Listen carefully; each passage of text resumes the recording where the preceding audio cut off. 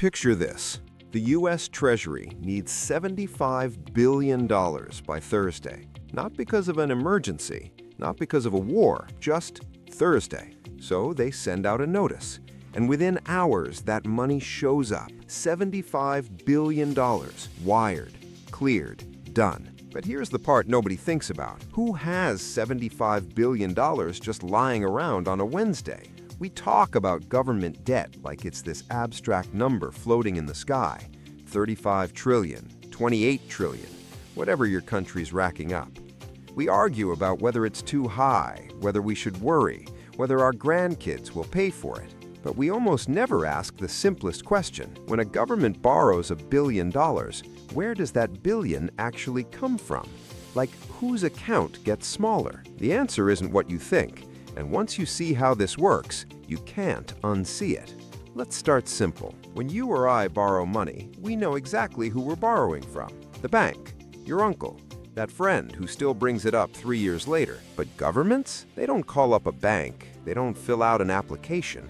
They issue bonds. A bond is just an IOU. The government says, give me $1,000 today, and in 10 years, I'll give you back $1,000 plus interest, maybe 3%, maybe 4%, depends on the market. Now here's where it gets interesting. These bonds get auctioned, and the auction happens like clockwork, every week, sometimes multiple times a week. The U.S. Treasury, for example, auctions off bonds every single Monday and Thursday, like a farmer's market, but for debt, billions at a time. And the people who show up to buy aren't people. In 2024, foreign governments held about $8 trillion of U.S. debt. Japan owns over $1 trillion.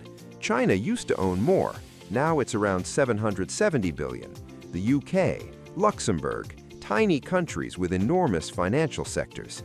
But that's only about a quarter of the total debt. Another chunk, about $6 trillion, is held by the Federal Reserve, the central bank, which is technically separate from the government, but we'll get to that. Then there are U.S. institutional investors, pension funds, insurance companies, mutual funds, banks. These guys hold about $7 trillion. And then there's a category that sounds boring, but isn't. Private investors and institutions. Hedge funds, billionaires, sovereign wealth funds from oil-rich nations, family offices managing generational wealth, the people who always have cash and always need somewhere safe to park it. See, here's the thing about being really wealthy. You have a problem most people don't. You have too much money, not in a sympathetic way, in a logistical way. If you have $50 million in cash, you can't just leave it in a checking account. It's not insured past $250K.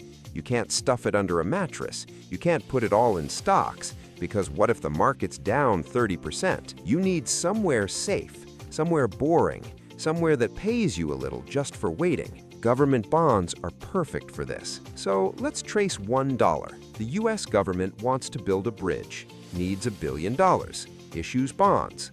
A pension fund in California buys 500 million of those bonds. A sovereign wealth fund in Norway buys 300 million. A billionaire's family office buys 200 million. The government gets its billion, builds the bridge. Now, here's the weird part. That money didn't come from nowhere. It came from the economy, from savings, from capital that could have gone into private companies, startup funding, small business loans. Instead, it went to the government. And now, every year, the government has to pay interest on that debt. In 2024, the U.S. paid over $800 billion just in interest, not paying down the debt, just interest. That's more than the defense budget, more than Medicare. $800 billion every single year, flowing from taxpayers to bondholders. Now, some of those bondholders are regular people, teachers with pensions, retirees with savings bonds. But a lot of them are not. Here's where it gets truly strange. Remember the Federal Reserve, the central bank that holds $6 trillion in government bonds? The Fed is technically independent, but it's also created by Congress. Its profits go back to the Treasury. It's this weird quasi-government entity, and during emergencies, 2008 financial crisis, 2020 pandemic, the Fed does something called quantitative easing, which is a fancy term for the Fed creates money out of thin air and uses it to buy government bonds. Let's sit with that. The government issues debt. The central bank buys that debt with money it just invented. The government spends that money into the economy, then the government pays interest on that debt back to the central bank, which sends most of its profits back to the government. It's a loop, a closed circle, the government borrowing from itself with extra steps. This isn't a conspiracy theory. This is literally how it works. It's in the Fed's annual report, and it makes you wonder, if the government can just borrow from its own central bank, creating money to buy the bonds, why does the government need to borrow at all? The answer is inflation. If the government just printed money directly, without the bond market as a middleman, it would be obvious. It would feel like Zimbabwe or Weimar Germany, printing cash to pay for things. But bonds create a buffer, a speed limit, a market signal. If the government issues too many bonds, buyers demand higher interest rates. If interest rates get too high, borrowing gets expensive, which forces the government to slow down. Unless, of course, the central bank steps in and buys the bonds anyway, which is exactly what happened in 2020. The Fed bought over $3 trillion in bonds in about 18 months. The government spent trillions on stimulus, and then 2 years later, inflation hit 40-year highs. Coincidence? Maybe, maybe not. But zoom out even further, because this isn't just a US thing. Every developed country does this. Japan's government debt is over 260% of GDP. Italy's is 140%. The